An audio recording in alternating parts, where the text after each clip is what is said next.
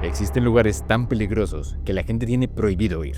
Sin embargo, hay quienes deciden ignorar esas advertencias e ir de todas formas. En febrero de 2014, un grupo de 5 buzos decidió sumergirse en una de las cuevas más peligrosas del mundo. Y aún con años de experiencia, nada los prepararía para lo que se encontrarían allá abajo. Esta es la historia de las cuevas de Plura. Patrick llega a las orillas de un lago congelado. Por años, él y su grupo habían buceado en lugares impresionantes por todo el mundo, y cada uno tenía tanta experiencia que se les podría considerar como unos buzos de un gran nivel.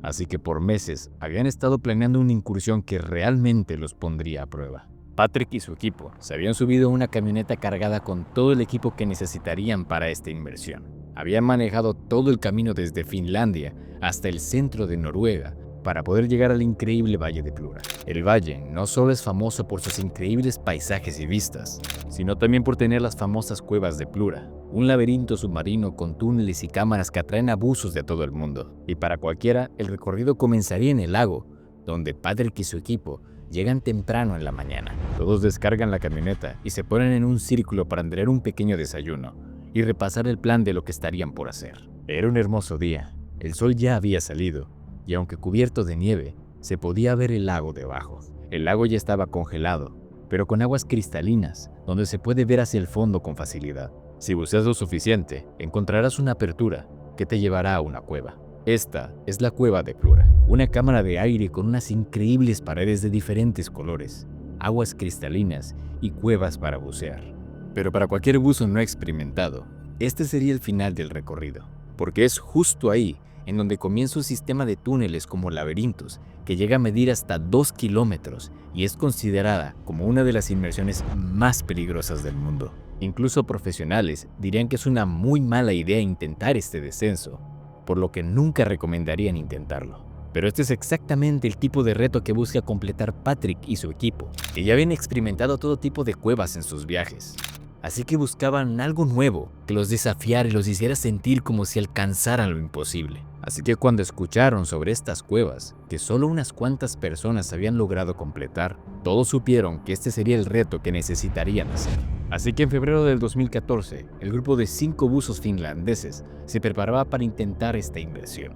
Este grupo de hombres eran buzos experimentados, tanto en buceo en mar abierto como en buceo en cuevas. Pero ni siquiera ellos se podían imaginar la pesadilla que les esperaba al fondo de la cueva de Plura. Después de su desayuno, Patrick repasa el plan con su equipo, para que todos tuvieran claro y pudieran funcionar de manera adecuada. El plan era el siguiente. Se separarían en 2 equipos. Patrick y Jari entrarían primero a la cueva, mientras que Kai, Besa y un segundo Jari lo seguirían 2 horas después para evitar amontonamientos dentro de los túneles. Sus principales problemas serían las temperaturas. El agua estaba helada, apenas por encima del punto de congelación, y la visibilidad es limitada con cada metro que avanzan dentro de las cuevas, incluso con linternas de alta potencia. Y si de por sí comunicarse debajo del agua es complicado, salvo por las señas que se conocen al bucear, con todo el equipo puesto y la oscuridad creciente de la cueva, lo haría aún más difícil.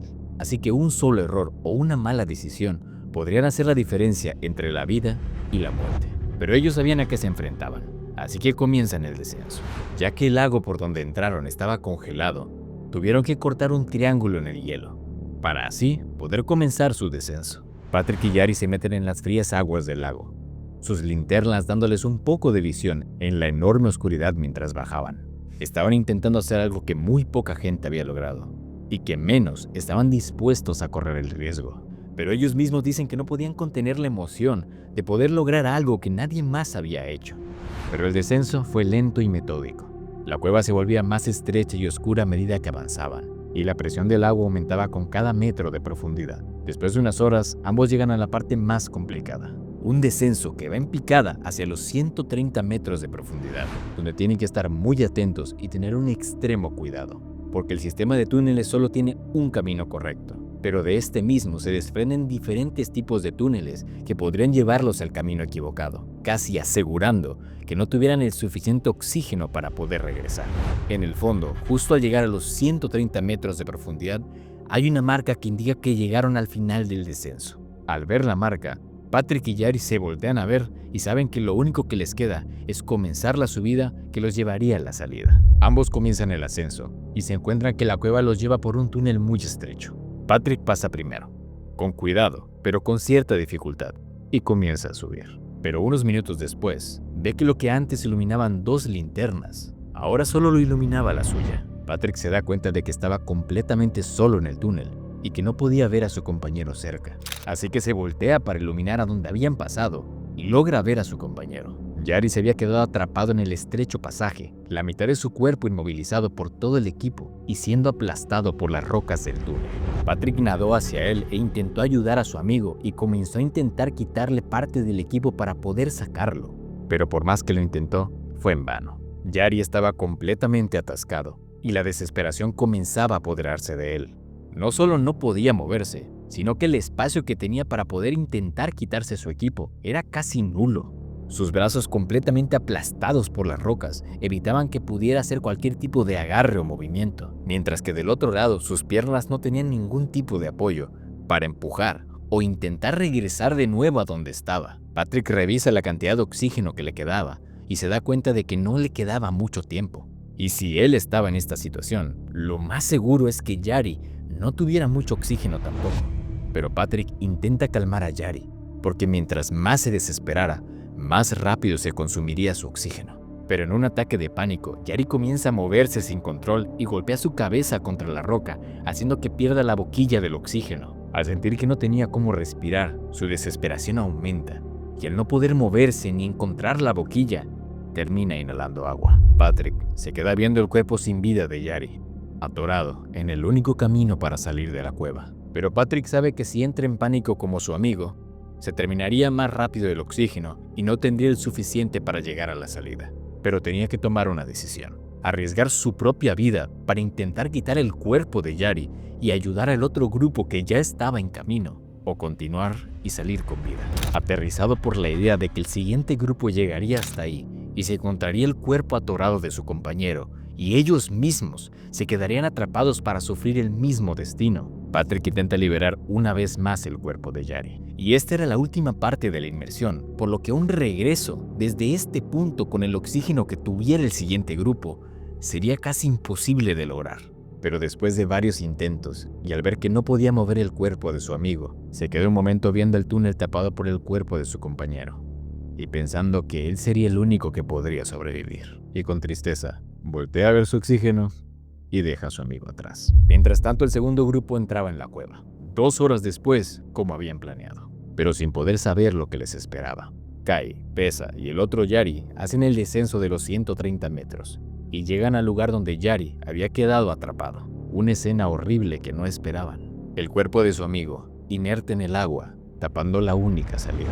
Los 3 tardan un momento en entender qué es lo que estaba pasando. Pero Yari entra en pánico y comete el error de quitarse el regulador de la boca y el agua llena sus pulmones. Pesa y Kai intentaron ayudar a su amigo, agarrando el regulador e intentando ponerlo de nuevo en su boca, pero ya era demasiado tarde. Yari se había ahogado. Ambos se dan cuenta de que acaban de ver a su amigo morir y que el otro de sus amigos no solo estaba muerto, sino que estaba tapando la única salida de la cueva. Y sin saber qué hacer, ambos comienzan a actuar por instinto y se olvidan por completo de comunicarse. Pesa se voltea y comienza a ver la manera de mover el cuerpo para poder pasar por el túnel, mientras que Kai, casi en automático, se voltea y decide regresar, aún sabiendo que el oxígeno que tenía quizá no sería el suficiente para el regreso. Pesa se quedó solo, con los 2 cuerpos de sus amigos flotando y solo con una linterna para guiarse. Y sabiendo que solo tendría una oportunidad, comienza a quitarse todo su equipo para pasarlo uno por el pequeño espacio entre el cuerpo de su amigo y el túnel de la cueva. Pasa primero su tanque de oxígeno y una vez que este pasara, no habría forma de regresarlo. Y empujando el cuerpo de Yari, logra con mucha dificultad arrastrarse entre el hueco para poder pasar, lastimándose seriamente sus brazos y sus manos. Pero una vez del otro lado, se pone de nuevo su equipo y revisa cuánto oxígeno le quedaba. No le quedaba mucho, y definitivamente no lo suficiente para hacer todas las paradas de descompresión, por lo que se decide por la única opción que le quedaba: subir directamente a la salida, esperando que la descompresión no lo matara. Kai, por otra parte, intentando ir lo más rápido posible y no respirar tanto oxígeno, nada a la entrada de la cueva. Pero tampoco tiene el suficiente oxígeno y se salta todas las paradas también. Sin embargo, logra llegar a donde entraron, pero el triángulo donde hicieron el corte ya se había vuelto a congelar y tuvo que romperlo golpeándolo con las pocas fuerzas que le quedaban. Los 3 sobrevivientes fueron rescatados y llevados al hospital, y aunque graves, lograron sobrevivir y recuperarse por completo.